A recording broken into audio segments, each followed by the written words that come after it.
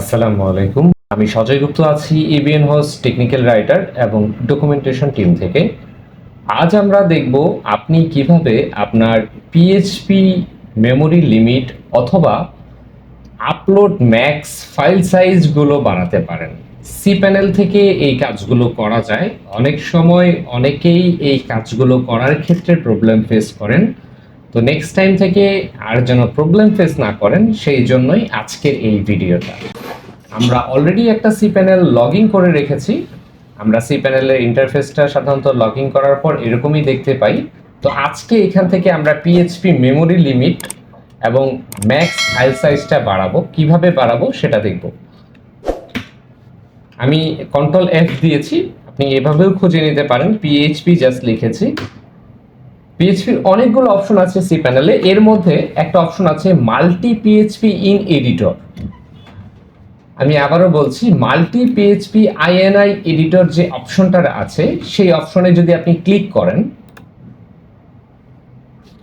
Multi PHP INI এডিটরে যদি click করেন এরকম একটা ইন্টারফেস দেখতে পারবেন। এখানে আপনার একাধিক ডোমেইন থাকতে পারে।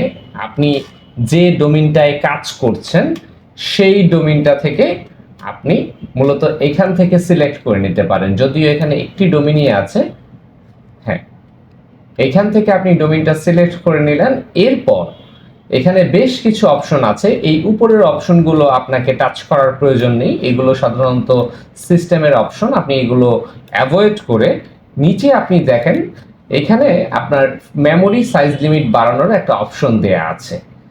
আপনি যদি খেয়াল করেন এই যে মেমোরিটা দেয়া আছে, মেমোরি লিমিট, এটা সাধারণত পিএইচপি মেমোরি লিমিট। এটা অলরেডি 1024 করা আছে। এখানে যদি 20 বা 50 বা 100 থাকে সেখান থেকে আপনি 1024 বা আপনার রিকোয়ারমেন্ট অনুসারে দিয়ে নিতে পারেন। আচ্ছা, এরপর হচ্ছে যে আপনি যে পোস্টটা করবেন, সাপোজ আপনার ওয়েবসাইটে আপনি একটা পোস্ট করবেন, সেটার সাইজ কতটুকু হবে, সেটা কতটুকুর মধ্যে হলে আপলোড হবে, কতটুকুর বেশি হলে আপলোড হবে না। এখানে একটা সাইজ অলরেডি দেয়া আছে, পোস্ট ম্যাক্স সাইজ 8 MB করা আছে। আপনার পোস্টটা যদি 8 MBর বেশি হয়ে থাকে তাহলে আপনি এখান থেকে এটা বাড়িয়ে নিতে পারেন। যেহেতু এটা এম দেওয়া আছে মানে মেগাবাইট দেওয়া আছে, আপনি এটা 8 থেকে সাপোজ এখানে আপনি 50 দিতে পারেন। ঠিক আছে, এটা আপনার ইচ্ছে মতো আপনি বাড়িয়ে কমিয়ে নিতে পারেন। এরপর আরেকটা অপশন আছে এখানে, সেটা হচ্ছে আপলোড ম্যাক্স ফাইল সাইজ, মানে আপনি যে ফাইলটা আপলোড করছেন সেটার সাইজ কতটা হওয়া জরুরি। সেটা যদি আপনি এখান থেকে চান, এটা সাধারণত 8 MB থাকে, এখানে প্রয়োজন অনুসারে আমরা 50 MB করেছি। আপনি চাইলে সেটাকে 500 MBও করে নিতে পারেন। ঠিক আছে, এবং সব শেষে আপনি আপনার ইচ্ছে মতো কাজ করার পর জাস্ট এইখান থেকে অ্যাপ্লাইয়ে ক্লিক করবেন। এখানে দেখাচ্ছে সাকসেসফুলি অ্যাপ্লাইড দ্য সেটিংস, মানে আমি সাধারণত সেটিংসটা সাকসেসফুলি অ্যাপ্লাই করেছি। মূলত এখান থেকেই আপনারা পিএইচপি লিমিটটা বাড়াতে পারেন। অথবা এখানে আরেকটা অপশন আছে এডিটর মোড। এখানে গিয়েও আপনি ডোমেইন সিলেক্ট করলে আপনাকে বেসিক্যালি কিছু অপশন দিবে। এখান থেকে আপনি দেখে, যদি আপনার এই ল্যাঙ্গুয়েজ সম্বন্ধে আইডিয়া থাকে, যদিও সেটা ইংরেজিতেই লেখা আছে, আশা করি সবাই বুঝতে পারবেন, এটা প্রোগ্রামিং কোনো ল্যাঙ্গুয়েজ না, তো এখান থেকেও আপনারা বাড়াতে পারেন।